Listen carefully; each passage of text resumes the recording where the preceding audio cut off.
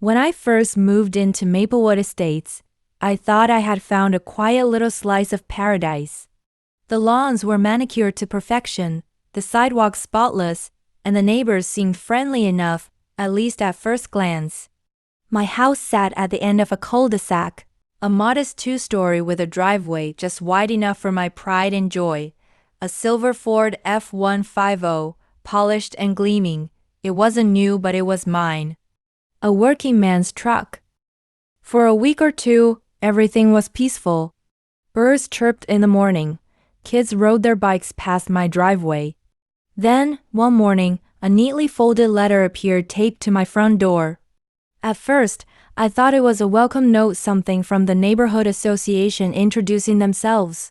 But when I unfolded the paper, the tone was anything but welcoming. It was a notice from the homeowners association, written in sharp, officious language, informing me that my truck was non-compliant with community appearance standards. Apparently, pickup trucks were considered unsightly commercial vehicles under Section 14, subsection C of the HOA rules. The letter demanded I move it out of view within 7 days or face daily fines. At the bottom of the letter was a signature.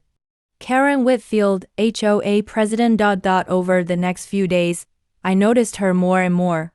A woman in her mid-50s, always dressed like she was on her way to a board meeting. She patrolled the neighborhood with a clipboard and a disapproving frown, inspecting lawns, measuring trash cans, and snapping photos. Every time she passed my house, she slowed down, squinting at my truck as if it were some kind of crime scene. I tried to be reasonable. I parked the truck further back in the driveway, close to the garage. Still, another letter came, then another, each one more threatening than the last. The fines started adding up $25 a day. When I went to the HOA meeting to plead my case, she was there at the head of the table, her arms crossed, surrounded by a few silent board members who seemed too afraid to disagree with her. She insisted that the rules were the rules, and that the community's aesthetic integrity must be protected. The more I listened, the more I realized this wasn't about the rules, it was about her control. After the meeting, I overheard whispers from other neighbors. Karen had been running the HOA for nearly a decade. She had fined people for having the wrong shade of mailbox, for planting the wrong kind of flowers, even for leaving their blinds open too late at night. No one dared to challenge her until now. That night, as I stood in my driveway staring at my truck under the streetlight, I felt anger boil up inside me. It wasn't just about the fines, it was about being bullied in my own home. I decided that if Karen wanted a problem, she'd get one, but on my terms. I didn't know exactly how yet. But I knew this. I wasn't moving that truck. And by the time I was done, Karen would wish she had never picked this fight. The plan started forming in my mind that night as the glow of the truck's chrome reflected back at me. If she wanted to make an example out of me, then I'd give her an example the entire neighborhood would never forget. The first step was patience. For the next week, I acted like I was complying. I parked the truck around the corner, just out of sight. I even waved at Karen when she walked her little white dog past my house, pretending to play along. She looked pleased with herself, the kind of smug satisfaction that only comes from someone who thinks they've won. But behind the scenes, I was preparing something big. A friend of mine owned a local print shop that specialized in custom vehicle wraps. When I told him my idea, he laughed so hard he could barely breathe. Then he said the magic words, "I'll give you a discount if you actually do it." For 3 days, we worked on the design. It had to be perfect, bold, unmistakable, and absolutely impossible to ignore. We combed through photos of Karen online, finding one from the HOA website where she posed in front of the community sign, smiling that same tight, self-satisfied grin. That photo became the centerpiece. By the end of the week, the wrap was ready.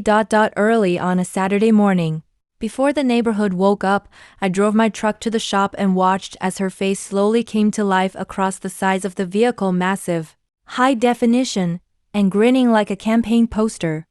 Above her head, in giant letters, we added the phrase, proudly enforcing HOA rules one truck at a time.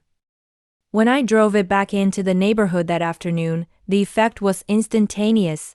Curtains twitched, phones came out. A few kids pointed and laughed.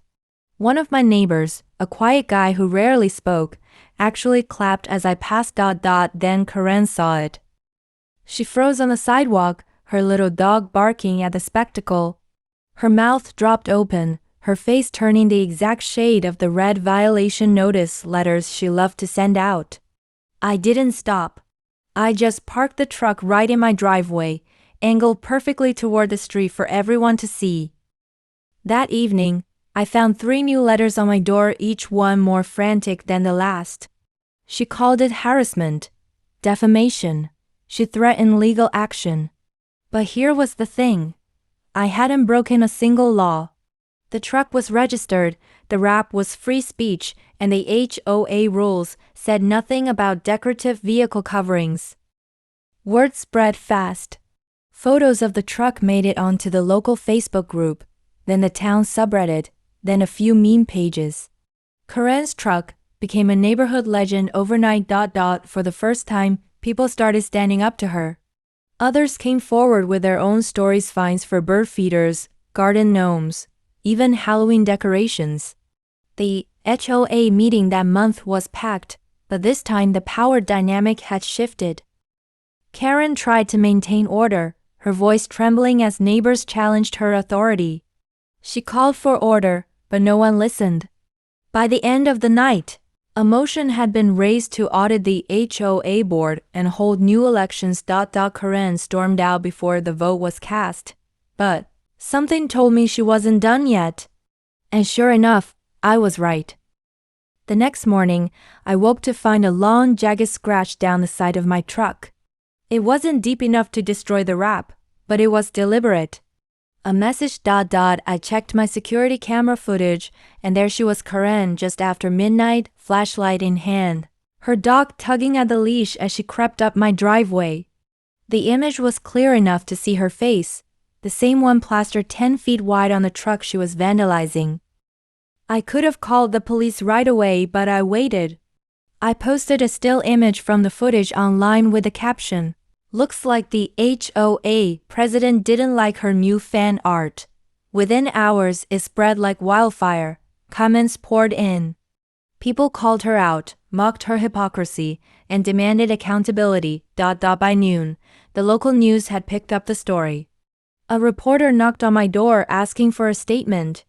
I just smiled and told them to talk to the HOA. That evening, a special meeting was held. The turnout was massive. Residents demanded answers, waving printouts of the security footage. Karen tried to spin the story, claiming the video was edited, but no one was buying it. Her allies on the board looked uncomfortable. One by one, they distanced themselves from her. When the vote came to remove her as HOA president, the decision was unanimous. The gavel came down, and just like that, her reign was over. In the days that followed, the atmosphere in Maplewood Estates changed. Neighbors smiled more. Rules were relaxed. The truck stayed exactly where it was, still wrapped in its glorious Karen collage, though now it had become more of a local monument than a protest. Kids took pictures with it. Even the mailman got a kick out of it. As for Karen, she sold her house within a month. Moved out quietly, no farewell emails or goodbye notes. Her once pristine lawn grew wild before the for sale sign came down. Sometimes, I still think about her, wondering if she ever truly understood what she did wrong. Maybe she thought she was keeping order. Maybe she just liked control too much to see the harm she caused. Either way, she learned the hard way that when you try to control everything and everyone, sometimes the neighborhood fights back. And in Maplewood Estates, it all started with one simple rule she couldn't enforce because my truck, with her smiling face stretched across it, was the one thing she couldn't make disappear. And that, as the neighbors like to say, is the story of the day Karen tried to ban a truck and ended up becoming its biggest decoration.